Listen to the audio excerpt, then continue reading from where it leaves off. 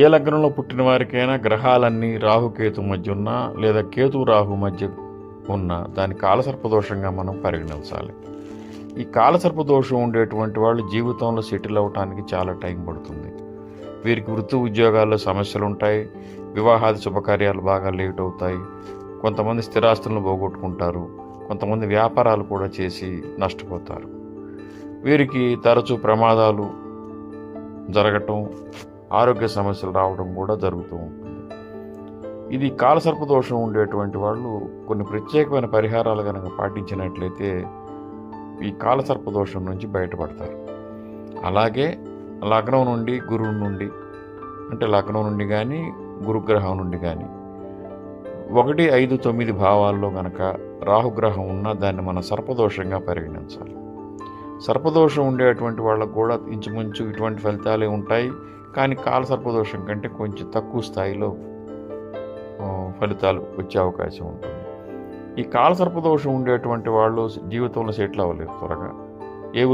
ఏ వృత్తి ఉద్యోగాల్లో కూడా త్వరగా సెటిల్ అవ్వలేరు, వివాహం లేట్ అవుతుంది, సంతాన ప్రాప్తి కూడా బాగా లేట్ అవుతుంది, కొంతమంది సంతానం కలగదు. ఈ విధమైన కాంబినేషన్ ఉండేటువంటి వాళ్ళు అతిగా భయపడాల్సిన అవసరం లేదు. ప్రతిరోజు ఇంట్లోనే సుబ్రహ్మణ్య ఆరాధన కనుక చేస్తూ ఉన్నట్లయినా లేకపోతే మానసాదేవి స్తోత్రాన్ని పఠిస్తూ ఉన్నట్లయితే ఈ కాలసర్పదోషం నుంచి బయటపడే అవకాశం ఉంటుంది.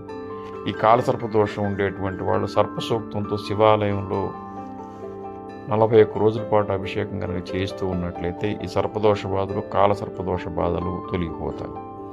అదేవిధంగా సుబ్రహ్మణ్య భుజంగ స్తోత్రాన్ని కానీ లేదా ప్రతిరోజు సుబ్రహ్మణ్య సహస్రనామ స్తోత్రాన్ని కానీ పఠిస్తూ ఉన్నా కానీ వీరికి ఈ కాలసర్పదోష బాధలు తొలగే అవకాశం ఉంటుంది.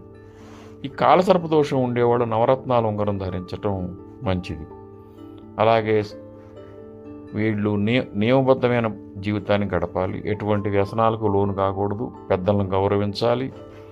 అదేవిధంగా ఇష్టదేవత ఆరాధన, కులదేవత ఆరాధన ఖచ్చితంగా చేయాలి. సంధ్యావందన అర్హత ఉండేవాళ్ళు ఖచ్చితంగా సంధ్యావందనాన్ని ఆచరించాలి. సంధ్యావందనాన్ని తరచూ వాళ్ళు ప్రతిరోజు కనుక ఆచరిస్తూ ఉన్నట్లయితే ఈ కాలసర్పదోష బాధలు పెద్దగా ఇబ్బంది పెట్టవు. సంధ్యావందనం చేయకుండా ఇతర ఏ దేవత ఆరాధన చేసినా కానీ, అంటే అర్హత ఉండేవాళ్ళు, వాళ్ళకి అంతగా ప్రయోజనం ఉండదు. ఈ కాలసర్పదోషం ఉండేటువంటి వాళ్ళు ఇప్పుడు చెప్పిన రెమెడీస్ కనుక చేసినట్లయితే ఈ దోషం నుండి బయటపడే అవకాశం అధికంగా ఉంటుంది.